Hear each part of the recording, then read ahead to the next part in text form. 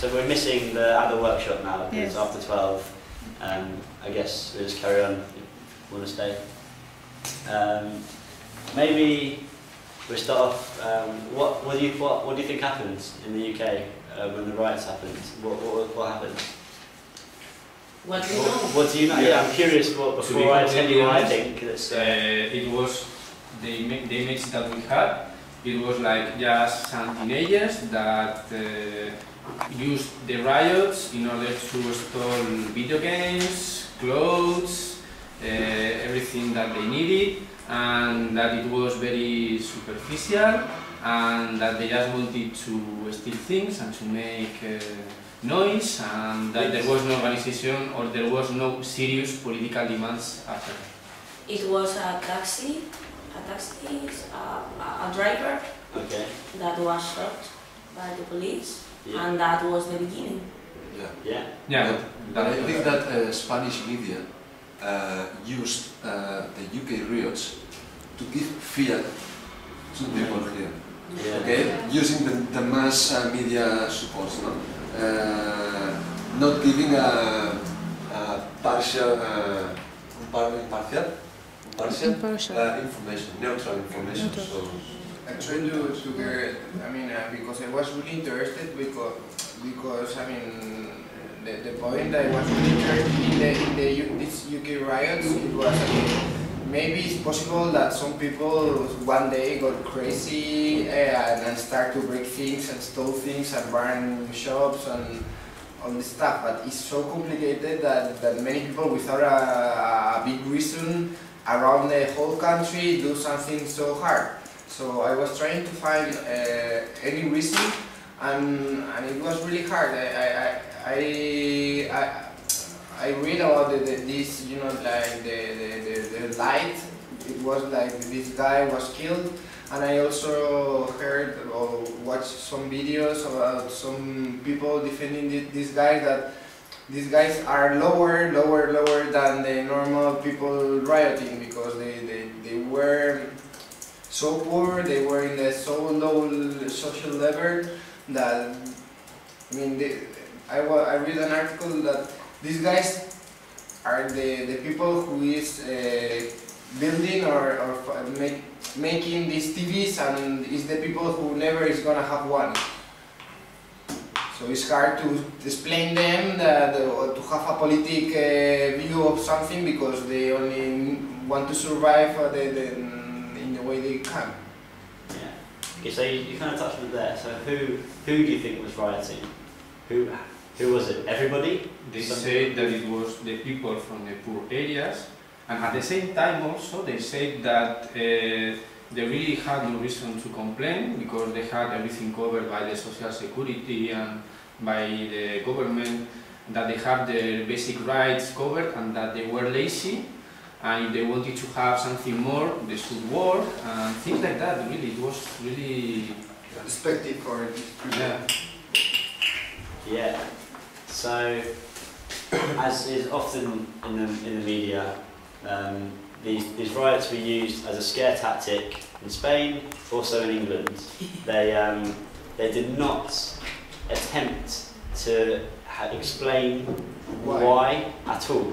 They just said criminals, opportunistic, thugs. For me, that's not an explanation. Like, if a whole country, if thousands of people in the country are all doing this, are all angry enough to go out on the streets together, smash the shops and steal things, that's not pure opportunism, pure criminality. That's not an explanation. The reason is nothing simple. But maybe for a bit of the factual history. So as you have heard about, which I'm glad that made it here. Mark Duggan, a man, was shot by the police and was shot dead. And they said, initially they said he was shooting at us, so we had to shoot back in defence. And then it turned out that he wasn't shooting at them, and that was all lies. And so then there was there's a history of this police abusing their power in England. Every year, something like 50 in the last 10 years. In the last 10 years, 50 people have died in police custody. In 10 years, 50 people have died in police custody, so when they're in prison or in holding cells, and that's because of negligence, because they've beaten them up and left them, or because they haven't given them proper food, or for whatever reason, and no police person has been prosecuted for this. Nobody was told off, nobody got in trouble, and the vast majority of those 50 people were black and Asian people. So, as well as another part of the context is in London, particularly in the poor areas. If you're black or you live on the council estates or you're Asian, if you walk around the streets, the police hassle you. They come at you, they search you. People get constant harassment by the police, and constantly unfair, constantly being prosecuted, constant bad image put out in the mainstream and in the right-wing papers. So then, after this man was shot dead by the police, a protest was organised outside the police station of the people that did it. It was initially peaceful. There was just people chanting, saying, "We want police justice, fuck the police," all of that stuff. And then what basically happened was a woman, quite a small woman, was arguing with a policeman. She was going, "What are you doing? Why are you stopping us?" She was arguing. I don't know exactly what about. The policeman beat her down to the ground. Everybody kicked off. They went, no, this is not acceptable, and started fighting back with the police. And then the police, with their force, patched back. So everybody split off down the roads and started smashing the shops and burning the things down from there. And then through Twitter and all sorts of things, loads more people joined them on the streets in Tottenham, in North London, that first night. And then the next night, all across London, and the next night after, many across the UK. I'll collect some thoughts. You want to speak a bit? Yeah, I'm not sure how much Twitter was involved. One of the main things was, BlackBerry phones and the BBM messages was used primarily as communication, so because they're secure. And so it would seem to be one person would write something and it would be spread out, say, across London, and they send it to only people they trusted, and it would say things like, "Meet here, we're gonna," it would say things, so they use language about, like, "fuck the cops," or, "take what you can because the government won't give it to you," and but in quite, like, obviously aggressive language, but kind of a sense of saying fighting back, I suppose, and not in the sense of let's get some free stuff and that's it. We can talk about the reason what we think the reasons are. I think it's very divisive talking about the reasons because, or not divisive, but no one has one fixed idea because no one really knows. But I think even me and Jake sometimes argue about it, so it's interesting. But like where I lived, there were riots going on maybe 2 streets up from my house, but 2 streets down where I lived there was nothing. So it was very small and localised. So only say a few hundred people were actually ever involved in the different riots across the country or across the city in London. So obviously, as the media always works, it will focus in on these events and then blow them up to make it seem like the whole of London is burning, or all the young people revolting, which wasn't really the case. But definitely there was unprecedented amounts of violence and militant activity that you never would usually see.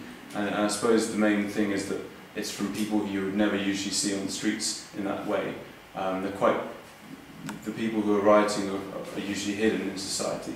They're youths who are like 16 to like 25, who are in gangs, live on council estates, who the media never talks about. Council estates, does that make sense? Do you know what? It's like neighborhoods, So- ghetto, like kind Yeah. of ghetto. Social housing, and so I mean, usually the media never talks about them, which is interesting because then when they do talk about them, the language used was talking about things like scum and I mean a lot of kind of animal-related words, a lot of very racist, and also a lot of people on Facebook as well.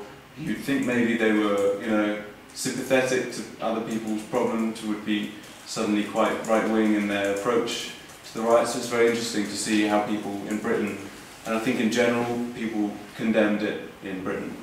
And I think in part that was to do with the media, and also in part because the rioters were, they exploded, I think. I feel like they have this anger and they don't know how to express it. They have this anger from so many different ways, from the police, from the government, Finish. Okay, from the police, from the government, from the situation, and they don't have like a political mind in the sense of like, this is our target because they're the ones who are causing our problem. They had it in the sense of let's just like, I don't know, be free. Let's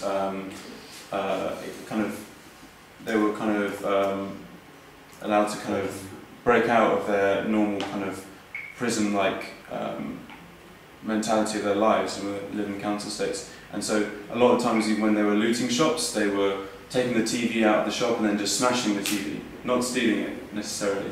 So it wasn't always about even taking stuff, it was saying we have the power to take it. Not that we want it, but they were trying to say we have more power now. And there also, so there's a huge diversity of things happened. Like some people stole nappies and medicine for babies. This is people that they can barely afford these things, so they steal it. So maybe they have £5 to have a drink that week, or to go to the cinema for the first time in 6 months.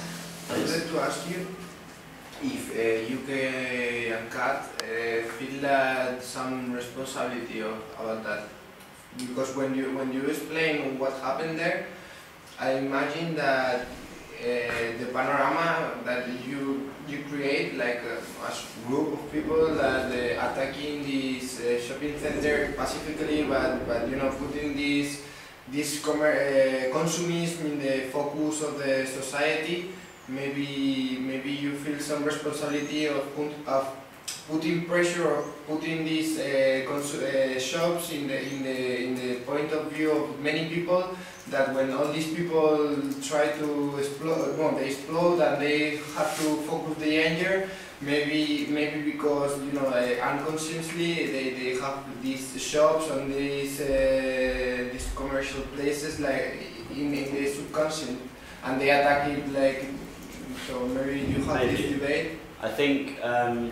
First of all, the people that were doing the writing, the people that were on UKuncut actions were pretty much entirely different people, almost entirely different people, and the shops that were being looted and attacked were not the shops.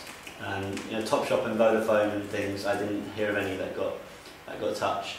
But that's kind of superficial, I think. The responsibility lies with the social situation, with the government that has allowed an entire class of people to be deprived and not only deprived, but are now threatening to and are pulling out all of the safety nets that were there. All the housing, the benefits, the healthcare, all being pulled away. And what has already happened, so local councils, one of the big things that are being cut, the local councils, local areas, local governments, budget was being cut hugely. So that means youth centres and libraries were all being shut down. So the things that the kids had to do, the things that were available to them to come along and interact in a kind of meaningful way, were being closed down and taken away from them. I think the responsibility does not lie with a few protesters, but lies with the sort of situation and the government that has allowed it to. But when I tried to mean responsibility, no, I wasn't trying to mean that kind of we are responsible